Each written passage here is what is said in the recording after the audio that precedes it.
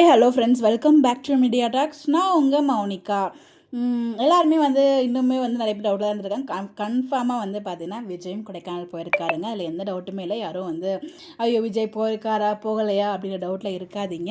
இப்போ நீங்கள் பார்த்துட்டு இருக்கீங்களா, இது இந்த அப்டேட் நம்ம கங்கா தான் ஷேர் பண்ணியிருந்தாங்க. எனக்கு தெரிஞ்சு அந்த 3 பேரும் நேற்றுக்கு போனாங்களே, அவங்க இங்கே தான் ஸ்டே பண்ணியிருப்பாங்க போல். அடுத்ததான் நிவின் கிட்ட இருந்து அப்டேட்ஸ் கிடச்சிருக்கு. அவருமே கொடைக்கானல் போயிருக்காரு. ஸோ அவர் கூட தான் எனக்கு தெரிஞ்ச விஜய் அவங்களுமே ஸ்டே பண்ணியிருப்பாங்க. ஸோ விஜய் நிவின் எல்லாம் போயிருக்கிறதுக்கு 100% 100 இல்லைங்க, 200 இல்லை, 1000% சான்சஸ் இருக்குது. சான்சஸ் இல்லை, கண்டிப்பாக போயிருக்காங்க. எங்கே என்னையே குழப்புறீங்க அப்படி வட இருக்குது. நிறைய பேர் இன்னுமே பார்த்தீங்கன்னா விஜய் இருக்காரா இல்லைங்கிற டவுட்லேயே இருந்துகிட்டு இருக்கீங்க. ஸோ அவரோட அப்டேட் நம்ம கிடைக்கலையே தவிர அவர் போயிருக்காருங்க.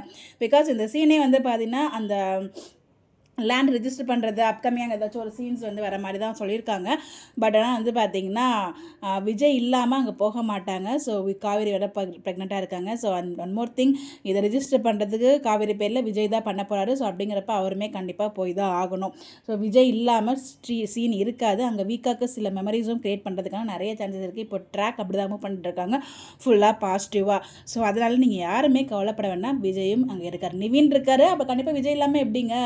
ஸோ வைஃப் நம்ம குமரன் மட்டும் இதில் பிக் பாஸில் மாட்டிக்கிட்டு இல்லைன்னா அவருமே போயிருப்பார். ஸோ சகலைகள் 3 பேரும் சேர்ந்து நேரம் வைப் பண்ணியிருப்பாங்க கொடைக்கானலில். பட் இப்போ 2 பேரும் சேர்ந்து அங்கே ஒரு வைப் பண்ண போகிறாங்க.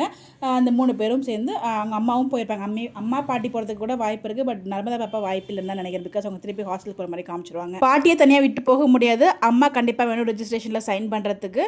ஸோ அதனால் கண்டிப்பாக பார்த்தீங்கன்னா இவங்க எல்லாருமே நதி ஃபேமிலி எல்லாருமே போவாங்க, எக்ஸப்ட் நர்மதா.